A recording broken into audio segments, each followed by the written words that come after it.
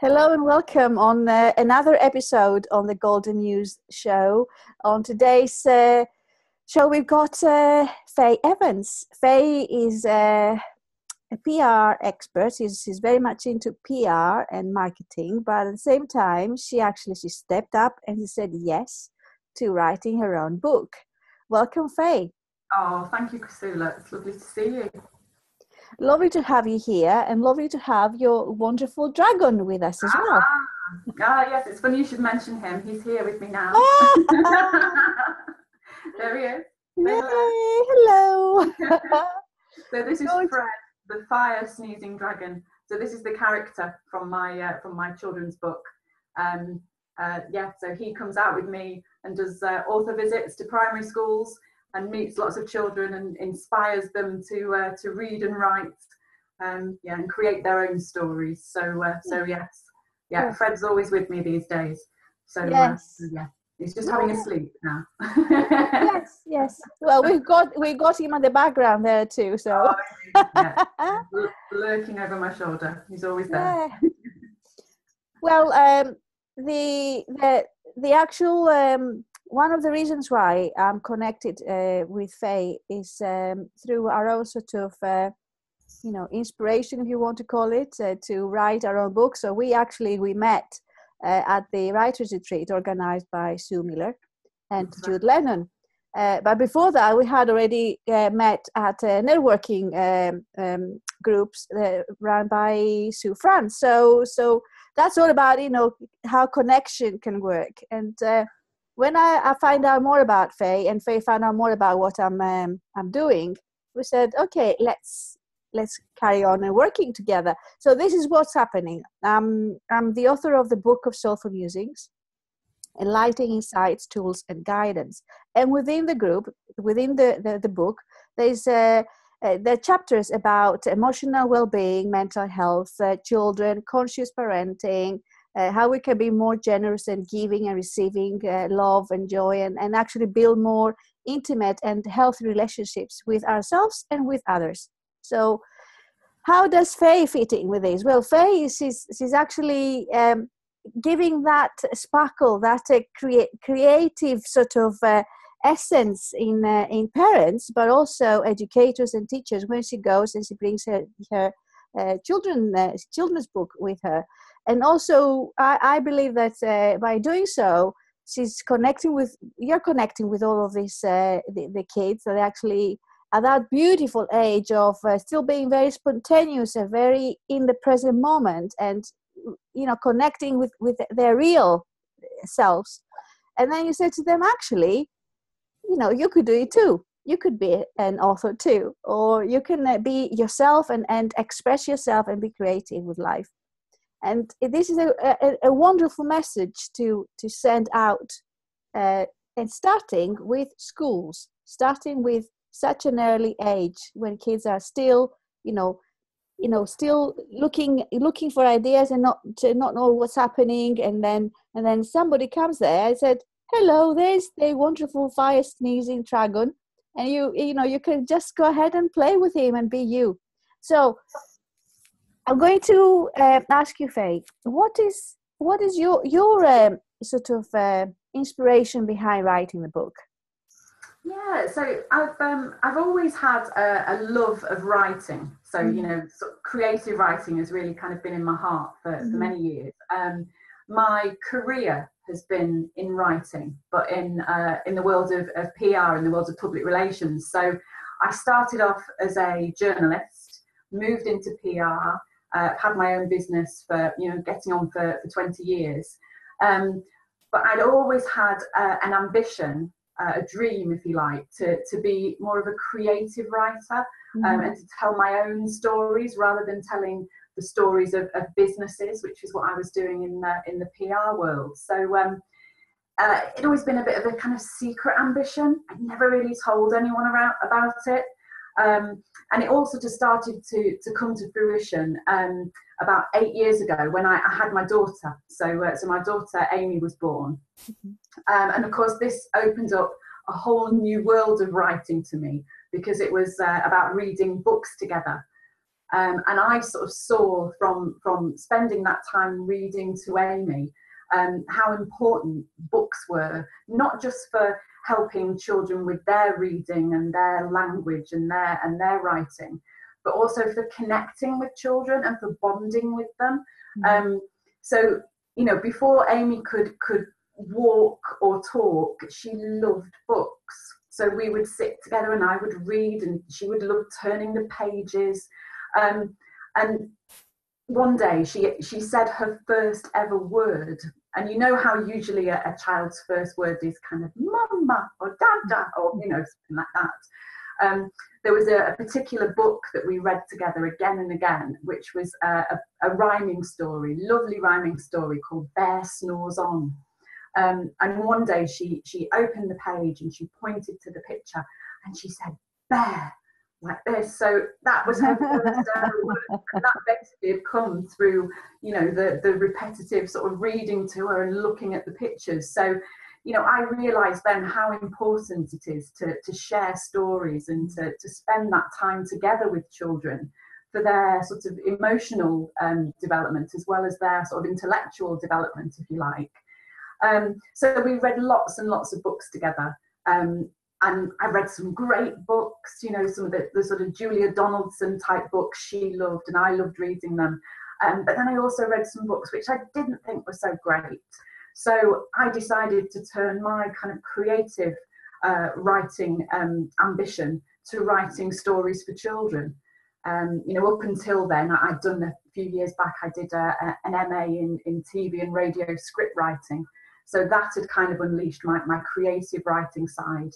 But this was a whole new ball game. So yeah, I just started, you know, having some fun with it and writing some stories of my own. But as I said, these stories kind of stayed in the drawer, didn't talk to anyone about them. You know, I would read them to Amy, but that was my little audience. And then around a year ago, I mean, it's almost exactly a year ago, I went to one of Sue France's networking events. So she has a women's networking group called Creative Connecting. And basically, I felt very safe in that environment.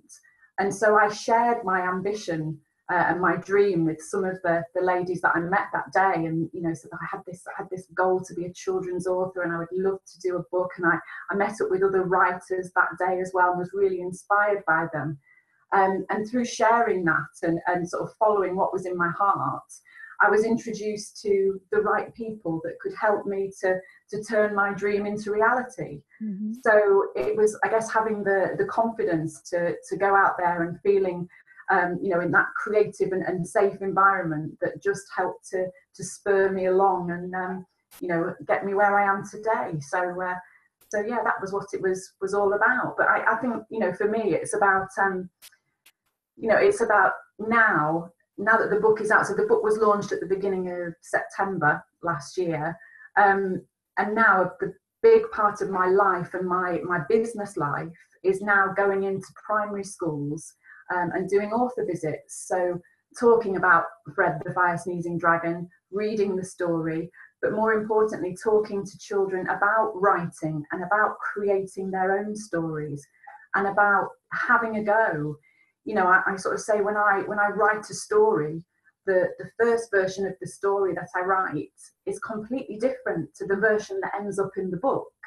You know, and it's about just keeping going and changing things and creating things so that, you know, finally you're happy with a version of the story, but just, you know, starting by putting some ideas down on paper. Mm-hmm. So that, you know, they too can create their own stories and write about their own characters. So yeah, I think that's really important when I go into the schools, that I'm sort of connecting with the children in that way. And I talk to them as well about, you know, as a writer, I realised that I loved writing at the age of 8. So, you know, often I'm talking to sort of year 2, year 3 who are around that age. And say to them, you know, when I was at school, I won an award for my joined up handwriting. And it was that which I loved, the fact that the story that I'd written was put on display outside the headmaster's office. And, you know, everyone could see it and enjoy it. And that was really the start of my career as an author. At the age of 8, that was, I loved the storytelling, and I loved sort of entertaining people with stories that I'd made up. So yeah, I think that's really important to show children that they too can have a go, and it's never too early to start writing your ideas down and creating your own stories. And I'm sort of amazed at what children come up with. After the author visits, teachers sometimes lead an activity that's based on the talk that I've given, and some of the stories and the ideas are just amazing. From children that are so young. Even from reception class, there's some great ideas that get put down on paper. And as well as inspiring their creative side in terms of drawing as well. It's lovely to see them have a go at drawing the character of Fred, and just sort of expressing themselves creatively in that way too. So yeah, it's let's not forget colour as well. Yes. Absolutely. Oh my word, yes, colours are very important. The bottles lined up behind you. Yes. Yeah, that's it. It's I think one of the things that I particularly love about the Fred book is the fact that it is so colourful and bright, and it's just this lovely, bright, colourful world, if you like, that's been created by Lisa Williams, the illustrator. That's just really helped to bring to life my story and make it so accessible for children. So yes, that's brilliant. Life is about now, which is great. Yes. It's very therapeutic as well when you see. It's very, very healing when you see others enjoying your work as well, isn't it? When you connect with the little young ones, potentially the writers, future writers or authors, and then you see them, the sparkle in their eyes, and then say, there's so much, encouraged, and the enthusiasm. That's beautiful. That's beautiful. I mean, I think the thing about Fred as a book is it's very interactive. So at the beginning of the story, there are little actions for the children to learn and join in with. Yes. When I go in on the author visits, we start off by learning the actions. So they're all standing up and they're doing it there together. Yeah, so they all they're tapping their toes and squeezing their knees and they love that. Yeah. Doing all the actions. And then when I'm reading the story, when I then read the chorus, if you like, then they all join in with the actions. So they're listening out for those key words. They're listening out for the word knees, so they know to squeeze their knees. They're listening out for the word tummy, so they tickle their tummy. So it's just lovely to see them kind of getting so involved in the story, which is great. And it just sort of sparks their interest to start with. And then obviously the character of Fred and what happens in the story then sparks their imagination as well. So, I've had children sort of writing follow-up stories to Fred, his next adventure, what happens to him next, where does he go, who does he meet? So yeah, that's kind of what it's about. It's just involving them as much as I can in the author visit, so that it just brings it to life.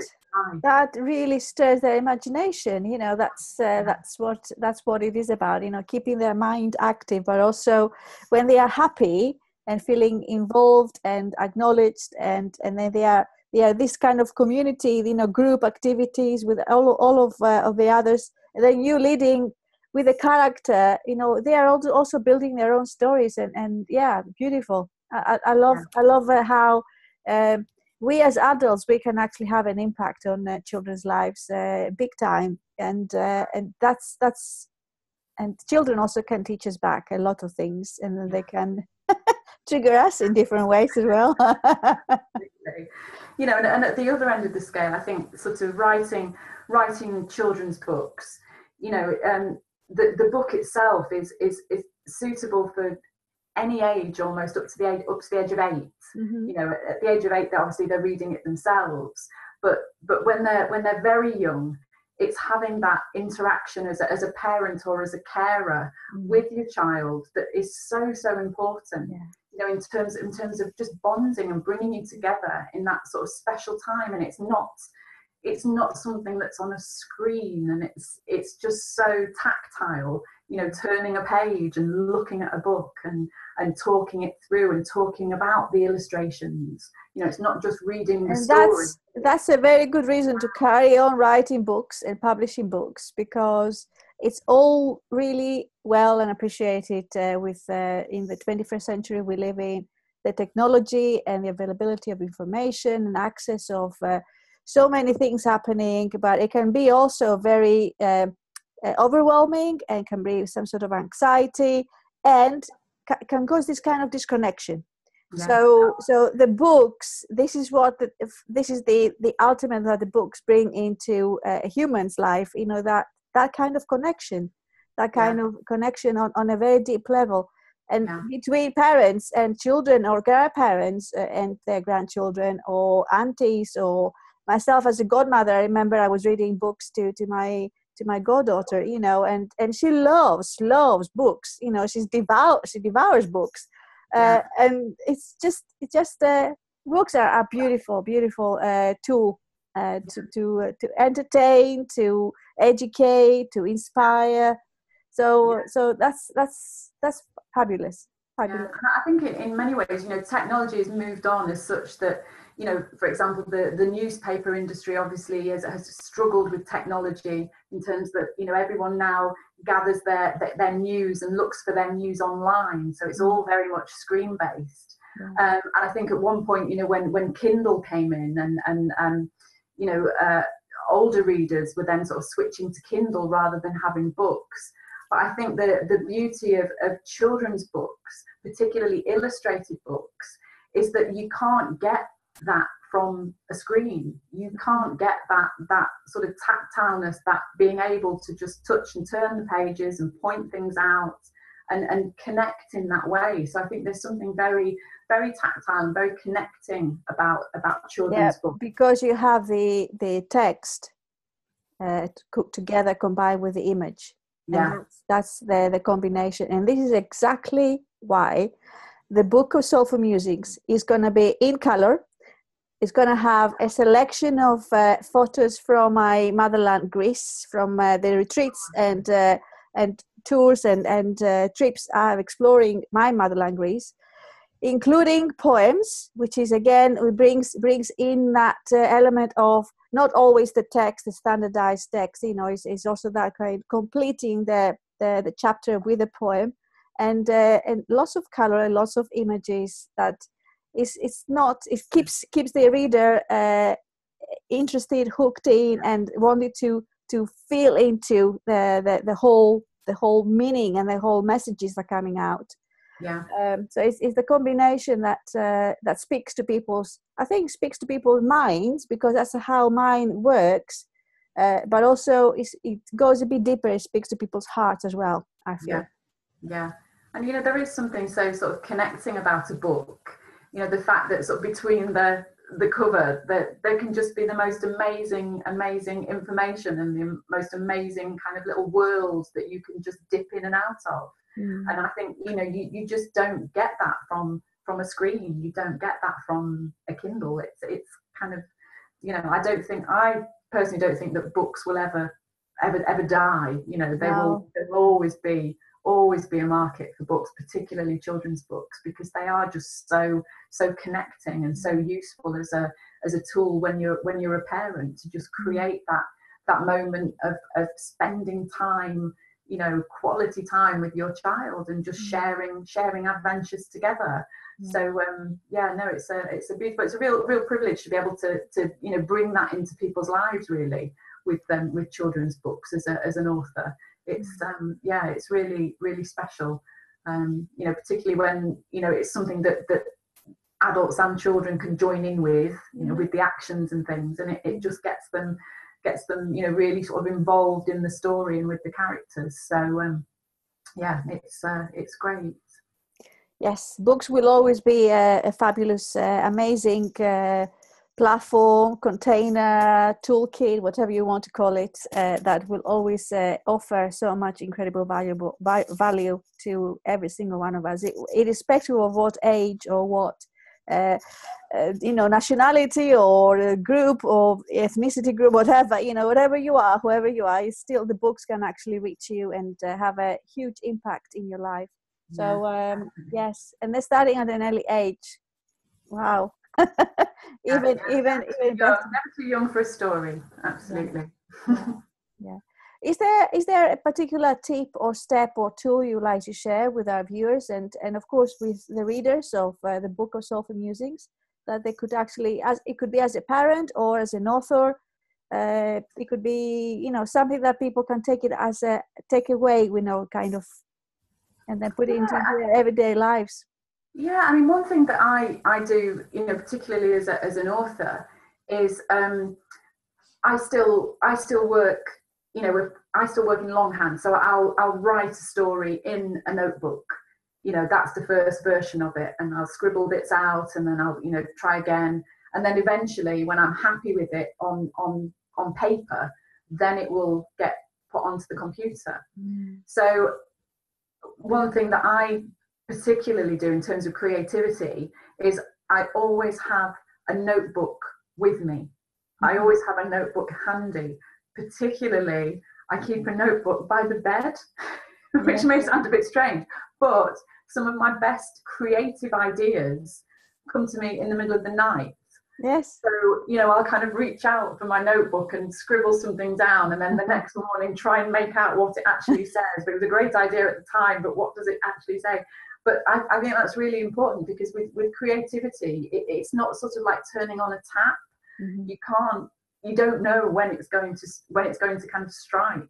Yeah. So I always try and have a notebook handy, particularly, like I say, at night, by the bed, because for me personally, that's when I find I sort of get, or if I've been struggling with a line or a rhyme, because obviously I write rhyming stories. Sometimes I'll just be sort of turning them over in my mind as I'm sleeping, or as I'm in bed, and then it's just suddenly finally the penny drops and it clicks, and you just have to kind of write it down before you forget it. So yeah, I think it's really important to do that. As as a writer, I find that a really, really handy tip, just to make sure that you can you have a paper and pen at the side of the bed, that you can write things down should you be struck with inspiration. Yes. You are connecting more with your intimate thoughts as well. Things are coming to you, and you don't want to miss them. You don't want to just disappear. That's it. Yes. Well, that goes along with the notebook, or if also you can call it some sort of journaling. That's another technique, and therapeutic technique that I use, and I use it with my clients too. Because once you start your own journey, whatever that journey is, into writing or understanding more of where you are, what you want to be, a new project, whatever, then all these ideas are coming in, and it's wonderful to allow some time where you connect with that inner voice, that inner self. So take it to the next step and the next step. Yeah, I mean, as a I remember on my 11th, not my 11th birthday, but when I was at Christmas, when I was 11, I got a diary for Christmas, and from the age of 11 up to the age of about 21, I wrote a diary every night. I wrote a diary entry every night about what had happened that day, and I think I did that throughout, from being 11 right through to 21. And for me, I think as a writer, okay, I mean, it's all teenage angst and what have you now, but I think it just helps with kind of writing skills, being able to express yourself in that way, in the written word, I think is really, really important. And again, it's just keeping in touch with, paper and pen rather than screen. I think is really important. So well, I have always found a way of communicating with my parents through writing letters. Oh, lovely. So and I guess I use that sort of means of communication between us since I left Greece, because I've lived abroad for the last 25 years. So that was a way for me to keep in touch and express what's going on in my life, because what's happening around here they cannot really see, feel, smell, connect. So it's a way for me to just to connect, and I think that's what the writing does as well. And with my friends and people that they couldn't be part of my life here. So that's my story with writing. So and I've always felt the connection with words, and I guess I've been a teacher of languages for a long time now.